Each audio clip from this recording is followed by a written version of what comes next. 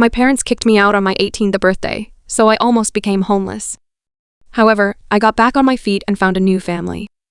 It all started on my 18th birthday, the day I'd been looking forward to for as long as I could remember. Little did I know it also meant getting kicked out of the only home I'd ever known. My parents weren't exactly warm and fuzzy types. They were the tough love kind of people, always telling me how harsh the world was, and that I needed to toughen up. But I never thought they'd take it to this extreme. The morning of my birthday started out normal enough. I woke up to the smell of pancakes, my favorite, and for a second, I thought maybe they were softening up. I walked into the kitchen, grinning like an idiot, ready to thank them.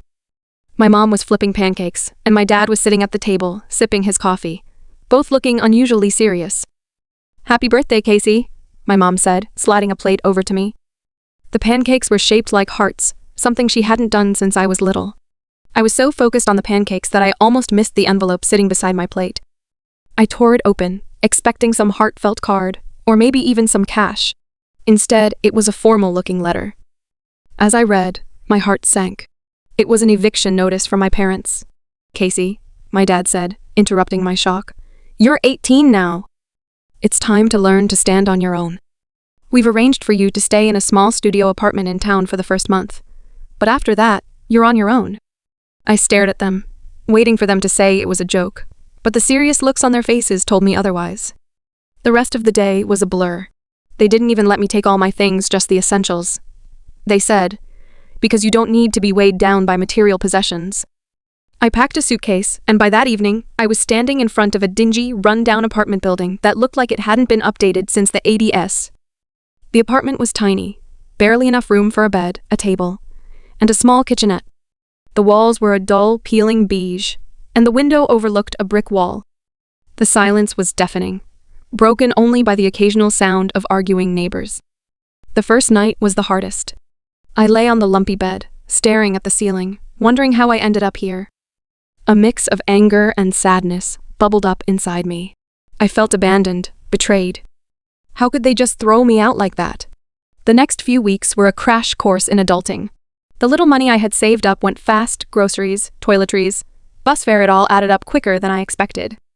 The studio apartment didn't come with Wi-Fi, so I had to find a job just to keep my phone bill paid.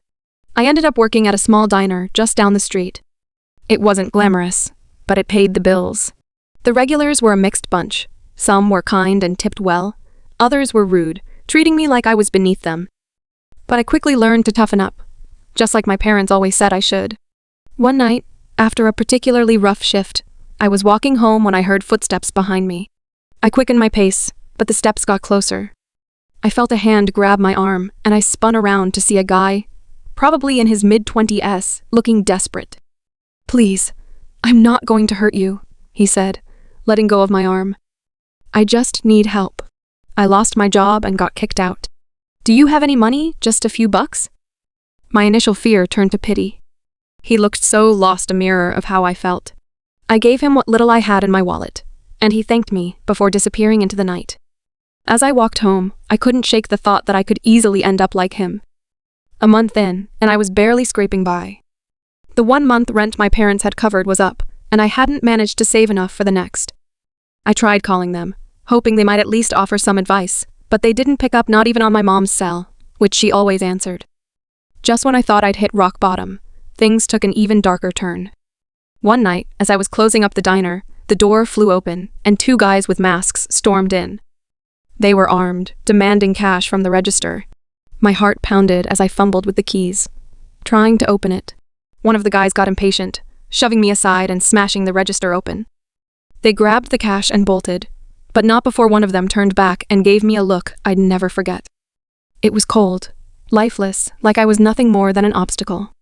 Shaken, I called the police, but there wasn't much they could do. The experience left me rattled, scared to even go back to work. I barely slept that night, jumping at every little sound in the apartment. The next morning, exhausted and on edge, I made my way to the diner. My boss was sympathetic, but made it clear that if I didn't show up for my shifts, I'd be out of a job. I couldn't afford to lose it, so I forced myself to keep going.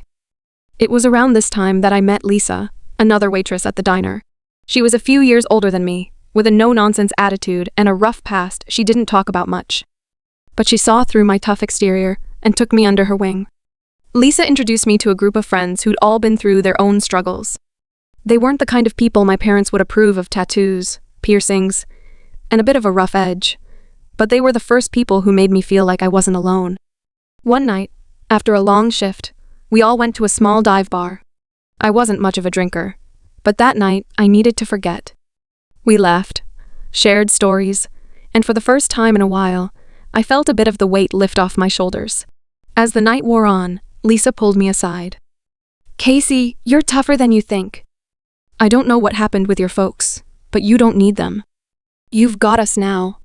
Her words hit me harder than I expected. Maybe she was right. Maybe I didn't need my parents to survive. I had made it this far on my own, hadn't I? The next morning, hungover but with a renewed sense of determination, I decided to confront my parents. I called them, left a voicemail, and waited. Days went by with no response. Finally, after nearly a week, my mom called back. Her voice was cold, distant, like I was just another problem to be dealt with. She told me they were glad I was learning to stand on my own and that they weren't going to offer any more help. That conversation hurt more than getting kicked out. I realized then that I was truly on my own and needed to stop waiting for them to swoop in and save me. With Lisa's help, I found a cheaper apartment in a better neighborhood and started working extra shifts at the diner. It wasn't easy, but I was making it work, and over time, the sting of my parents' abandonment dulled. A year later, on my 19th birthday, I celebrated with my new friends. We had a small party in my tiny apartment, cramped, but filled with laughter. As I looked around at the people who had become my new family, I realized something important. I was no longer the scared, confused kid who got kicked out of the house. I had found my own way, built my own life, and I was stronger for it. Maybe my parents had done me a favor after all.